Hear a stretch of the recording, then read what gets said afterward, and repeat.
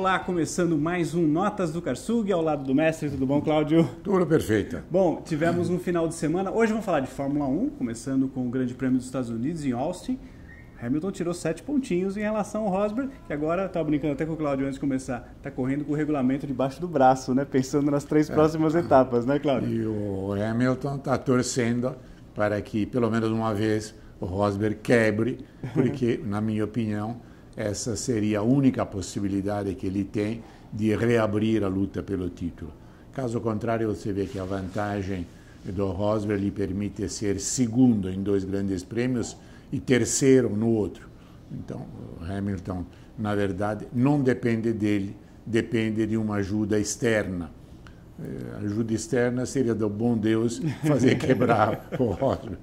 O que não aconteceu tão frequentemente, ao contrário com o Hamilton. Vamos falar também de MotoGP, vamos falar do mercado de pilotos, que deu uma agitada nesse final de semana lá no Texas, sim, né, claro? O ritmo do country americano, parece que a turma estava animada para divulgar e soltar coisas ali a respeito. Mas começando pelo Grande Prêmio dos Estados Unidos, exato, que começou com a pole do Hamilton, ele teve um treino espetacular, né? O único andar na casa de 1,34, tudo bem, foi 1,34,999, mas foi o único, né? Para as estatísticas funciona assim, né? O único abaixo de 1,35. Isso, e foi o piloto que fez uma largada boa, a gente, né, sempre estava tendo aqueles problemas do Hamilton na largada, ele largou bem, manteve, que ganhou de ponta a ponta, Rosberg acabou, entre aspas, deixando o Ricciardo dar aquela estilingada no começo, estava com pneus melhores, né, claro, não quis correr risco, vai que bate ali, né? Inteligente, vai que bate, e ele sabia que teria chance ao longo da corrida, também em função da escolha de pneu, de obter o segundo lugar.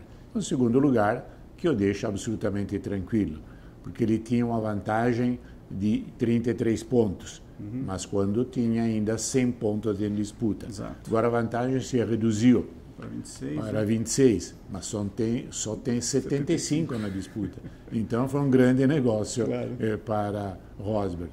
E uma corrida, Hamilton não poderia fazer mais daquilo que ele fez. Pole, liderou de volta a volta, até a bandeirada, sem cometer nenhum erro, portanto, perfeito.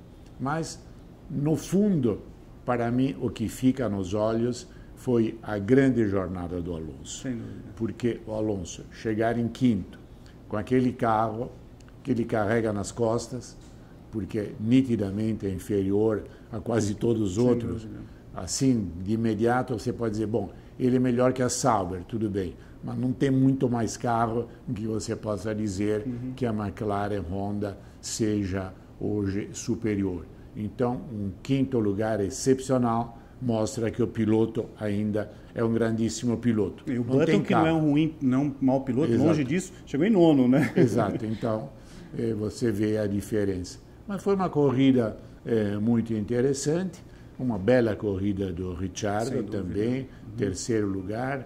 O Verstappen foi prejudicado por um problema mecânico, o mesmo aconteceu com Raikkonen, fixaram mal a roda e ele teve que parar, mas de uma forma geral acho que esse grande prêmio ratificou aquela classificação de equipes que nós já tínhamos abordado no último programa. A Mercedes é a primeira, a Red Bull indiscutivelmente a segunda, bem à frente da Ferrari, que é a terceira. E depois aí temos Force India e Williams debatendo o quarto e quinto lugares. Aproximou um pouquinho agora, né, Cláudio? A Force India está com 138, a Williams com 130, quarto e quinto lugares, pontos, né? Então ainda dá, talvez seja esse um dos motivos de interesse, além, claro, da luta pelo título, motivos de interesse desse Mundial, que tem mais 3 grandes prêmios, e já começa a aparecer, pelo menos estatisticamente, a possibilidade de termos um campeão. Se no Grande Prêmio do México Rosberg ganhar e Hamilton não ficar entre os 15 primeiros, por uma quebra, por qualquer razão, Rosberg chega ao Brasil como campeão. É verdade. E seria um título, acho que mais do que merecido. Eu acho que essa temporada está sendo muito, muito boa para o Rosberg, né? Ele está muito tranquilo, ele está nos treinos indo muito bem, né? Teve uma sequência de vitórias muito interessante, né? Numa parte do campeonato, depois acabou o Hamilton dando aquela recuperada, mas é aquela coisa, né? O piloto tem que estar no momento bom psicologicamente. Exato. Né, Cláudio? Eu acho que o Rosberg amadureceu. Essa corrida, sobretudo na largada, me ratificou essa impressão de um piloto eu não sei se são os conselhos do Lauda. Pode ser, né? Que, aliás, o Lauda já deu uma entrevista na semana passada, dizendo que, na opinião dele, o Rosberg é campeão, o Hamilton não tem nenhuma possibilidade de ainda lutar pelo título. Isso também ajuda a dar uma mexida, uma pimentada. No... E Bernie, a questão respondeu o dia seguinte, que é muito melhor que Hamilton ganhe, porque Hamilton mais notícia, mais notícia, mais personagem, aparece nos meios sociais, enquanto que o Rosberg é bonitinho, arrumadinho, tá, mas não dá título de jornal. Não tem. Enfim, aquela... aí cada um vê de um lado ou do outro como pode projetar para o interesse da Fórmula 1. Uma Fórmula 1 que acredito que vai mudar bastante. Pouco a pouco, o Bernie, embora o contrato fale em 3 anos, vai perdendo a sua importância, seu peso, e teremos, acredito eu, uma condução menos pessoal e mais profissional por parte desse grupo americano que comprou a Fórmula 1. Olhando mais amplamente para a Fórmula 1, né, Cláudio? Sem aquela visão restrita que acaba ficando, quando está na mão de uma pessoa só, sem dar uma diligência maior aos poderes. Não, e depois acontece, eu posso falar isso porque só tenho 1 ano a menos que o Bernie. Então, quando você chega numa certa fase da vida, você é levado, se não tiver muito cuidado, a cristalizar determinadas opiniões, determinadas formas de agir. E, nesse ponto, o Bernie é muito British e é muito negocista. Então, uma visão mais ampla, como pode fazer esse grupo americano que vem de fora, eu acredito, com a vontade de renovar a Fórmula 1, e a Fórmula 1 precisa disso, claro, pode realmente ser muito positivo. Só entendendo as novas mídias, né? Tudo Exato. Isso que é importante hoje, não tem como fugir, né, Cláudio? Claro, isso é indiscutível. E uma coisa só para a gente fechar essa questão do Rosberg, né? Uma coisa que seria muito interessante, se ele vencer o campeonato, vai repetir o feito também de um outro pai e filho, né? No caso, o Hill, né? O Damon Hill, que acabou sendo campeão, assim como o pai, o Graham Hill, na Fórmula 1, e o Rosberg. Né? Só que aí numa posição inversa, porque eu acredito que o Graham Hill foi melhor que o Damon Hill. Deixando de lado aquela última fase em que ele queria toda força correr quando não tinha mais condição, mas ele foi melhor. E aqui, na comparação com o Keck, eu acho o Rosberg melhor. Eu acho mais completo, né, também. Mais completo. Rosberg ganhou um campeonato porque um morreu e outro se machucou. Porque senão jamais teria ganho aquele campeonato de 82. Então isso tem que ser levado em consideração. Mas é uma opinião puramente pessoal. Não, mas é verdadeira. E tem um caso sui generis do cara que foi campeão, muitos... imagina, bom, o pai não foi o campeão, que foi o Villeneuve, e o filho já que acabou conseguindo o título. Muita gente fala assim, bom, que o C não entra na história nunca, né? Mas é claro que o Gilles tinha amplas condições, né? Inclusive naquele ano mesmo, né? Claro. Em 79, no ano do título do Scheckter, se a Ferrari tivesse deixado corrida livre, Villeneuve era melhor que o Scheckter. Villeneuve teria sido campeão mundial, sem dúvida nenhuma. Bom, mas enfim... Você tem razão. C não muda a história. É verdade. Vamos às notas, Cláudio? As notas. 10 para o vencedor, Hamilton, que Hamilton realmente não podia fazer nada mais do que isso.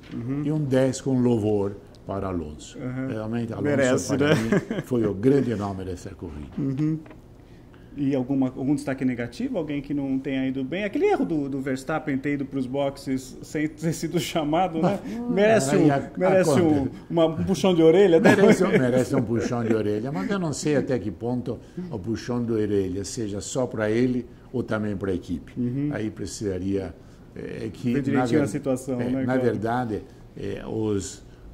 as conversas que são mandadas no ar são antisselecionadas, não é tudo que vai para o ar. Então você fica sempre na dúvida do que possa ter havido, parece de qual que possa ter sido o Verstappen tinha sido avisado na volta anterior para ele andar num ritmo muito forte. Com isso ele interpretou o seguinte, bom, se é para andar ritmo agora, faz a volta a voadora, como eles chamam, né? E na próxima eu paro, foi o que aconteceu. Mas enfim, acabou depois tendo um problema, foi transmissão, né, Cláudio? Aquele barulho horroroso, né? Aquele pro piloto ali dentro deve ser terrível, né, Cláudio? Cláudio? Bom, parece uma brincadeira. Agora, aquilo ali para o piloto é o fim da picada, né, no final de semana de corrida. Bom, mercado de pilotos, como a gente antecipou inicialmente, teve uma agitada ali, o Kvyat foi confirmado, é uma coisa que estava meio em aberto, né? Não se sabia se ele ia ser confirmado ou não, até porque foi rebaixado, né? Isso, inclusive, Bull, deve dar agora uma certa tranquilidade. Até o final do ano. Porque é um bom piloto, né? Um bom piloto, e encarar 2017 como o ano do recomeço. E uma novidade interessante, aí puxando aqui para a América do Sul, especificamente para o Brasil, o Felipe Nasser aí que está... Se o Alonso está carregando o carro da McLaren nas costas, o Nasser também está difícil com a Sauber, e a possibilidade grande agora que se abriu dele pegar a vaga do Hülkenberg, que vai para a Renault, na Force India, que é uma equipe que, é claro, que embora tenha os seus problemas financeiros também, mas em termos técnicos, hoje é uma equipe muito interessante. Não, é uma equipe extremamente interessante, porque se vocês se recordam, alguns anos atrás, ela começou lá atrás, começou como a Manor praticamente, foi subindo, pelotão, subindo, e hoje já é uma absoluta realidade dentro da Fórmula 1. Não é ainda uma equipe de top, mas eu acho que se não tiver problemas econômicos, porque com seu dono nunca se sabe, ele está devendo dinheiro para Deus e todo mundo, mas se não tiver problemas econômicos, ele terá um bom carro, e dará um upgrade muito interessante em sua carreira. É porque você começa a mostrar serviço, você começa a aparecer em quinto, em sexto, de repente, pega uma corrida como essa de Austin, né? Que, por exemplo, nós tivemos desistência de um carro da Ferrari, no caso do Raikkonen, tivemos da Red Bull, uma dessas você pega, belisca um pódiozinho, você começa a chamar a atenção das gigantes aí que hoje são, obviamente, Mercedes, Red Bull, Ferrari e ainda, na minha opinião, claro, acho que eu não sei se o Cláudio compartilha, mas a McLaren também, porque é uma gigante, claro, não está numa fase boa, né, Cláudio? É um gigante adormecido. É como aquele clube grande de futebol que está com um time ruim no momento, né, Cláudio? Mas uma hora se recupera, né? Claro. MotoGP, vamos falar de MotoGP, porque tivemos a segunda vitória, né, do inglês, do Crutchlow, no Grande Prêmio da Austrália, não é isso? Exato. Primeiro que já não é uma surpresa. Se a primeira vitória foi uma surpresa, hoje essa não é uma surpresa. Piloto de uma equipe satélite, uma equipe não oficial da Honda. Hoje ele já começa a ser olhado de outra forma. Chama atenção, e já no entourage da Honda, muita gente começa a pensar, não para 2017, porque Pedrosa ainda tem contrato, mas para 2018, talvez ele pudesse ser o homem para fazer companhia ao Marques dentro da equipe Honda. Eu não sei, parece, dizem, claro que isso não tem nenhuma relação, mas nasceu o filho dele, me parece, em agosto. E parece que isso deu um outro ânimo, um outro entusiasmo ao piloto, que realmente é um bom piloto, está mostrando isso. Marques ia ganhar com o pé nas costas, porque saiu, logo pegou, depois de 2 ou 3 curvas, pegou a ponta e foi embora. Só que eu acho que ele estava se divertindo. Estava se divertindo. Sou campeão já. Campeão, tranquilo, então vamos lá. Aquela relaxada natural, né, Cláudio? Exagerou um pouco, caiu, e o Crutchlow então teve essa chance. Rossi, a Yamaha, aliás, foi muito mal. Tanto que Lorenzo largou em 12º e Rossi nem mesmo se qualificou para a classificação final, largou em 15º. Lorenzo foi o costumeiro desastre de quando chove, não chove, ele mesmo diz que ele não tem confiança em abrir o gás totalmente, então fez uma corrida absolutamente anônima. E Rossi, pelo contrário, veio de trás, já na 5ª volta ele passou Lorenzo, que estava em 6º, na 10ª ele já era 3º, aí caiu Marques, mas ele não tinha mais pneus para tentar chegar no Crutchlow, inteligentemente segurou o 2º lugar, ainda teve que defendê-lo no finzinho do assalto do Viñales com a Suzuki, que será seu companheiro no ano que vem. Aliás, belíssima temporada do Maverick Viñales, outro, 4º no campeonato. Outro né, nome que se destaca muitíssimo. 21 anos, é um piloto que tem muito chão ainda, né, Cláudio? E se você pensar que o Rossi tem 37, tem que tirar o chapéu. Não, sem dúvida. Porque o, entre aspas, velhinho ainda sabe o que faz. Consegue se manter à frente de um garotão daquele, né, Cláudio? Exato. Aquele ímpeto todo, né? Tem realmente toda a gente. E fica a grande curiosidade do que vai acontecer o ano que vem com a Ducati. Porque a Ducati gastou uma nota para contratar o Lorenzo porque quer ser campeão. Agora, se tivermos um Mundial meio chuvoso, pode Lourenço esquecer, não né? vai ser campeão nunca. No molhado não tem jeito, No molhado né? não tem jeito. É algo que eu tenho a impressão mais forte do que ele realmente não consegue. E em moto, se você não tem total confiança em você na moto, aquela última acelerada você não dá. Você começa a frear despenca no pelotão, 10 metros antes e aí você fica no meio do pelotão e não tem chance nenhuma, porque para ganhar você tem que andar ao limite, isso fica claro. Vamos ter mais 2 etapas, né? Na Fórmula 1 nós Sim. vamos ter 3, né? Para o encerramento da temporada. Na MotoGP nós vamos ter Malásia, que é a próxima, aliás, coincide com a mesma data da próxima final de semana. Aliás, né? uma coisa que eu achei México, né? muito sincera, muito simpática por parte do Marques, Marques, é.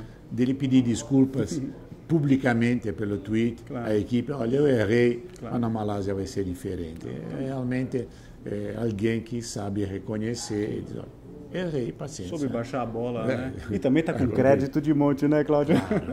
Ele ganhou um campeonato em que muitas vezes sua moto não era a melhor. Sem dúvida. Então ele aprendeu, ali. inclusive em alguns momentos, a se contentar com uma colocação quando ele via que não tinha como ganhar. Não, priorizando a segurança dele para se manter eventualmente numa prova, né? Que eventualmente não dá para ganhar, mas porque os outros caíram. Né? O Rossi Temos caiu. muitas quedas esse ano, né? De pilotos ali na frente. 3 né? e 3.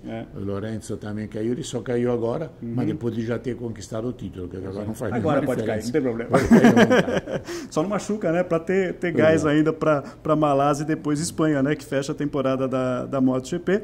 E então o nosso próximo encontro vai ser para falar exatamente do Grande Prêmio do México, né? Sim. Lá no Hermanos Rodrigues. O ano passado a pole foi do Rosberg e a vitória foi do Rosberg. Quem sabe ele consegue repetir o feito nessa prova do próximo domingo. E fechamos para falar mais uma vez o recado final nosso aqui no Notas do Karsug de Toyota. Conheça toda a ampla gama de produtos, os veículos da Toyota em www.toyota.com.br. Tem uma concessionária próxima a você, com certeza em todo o Brasil, para você, de repente, fazer um test drive. Olha, aí tem o Camry, né, que é um carro grande, tem SUV, tem a Hilux, enfim, você tem os carros pequenos, né? Claro. O Etios, você tem desde o hatch até o sedã, que é muito interessante.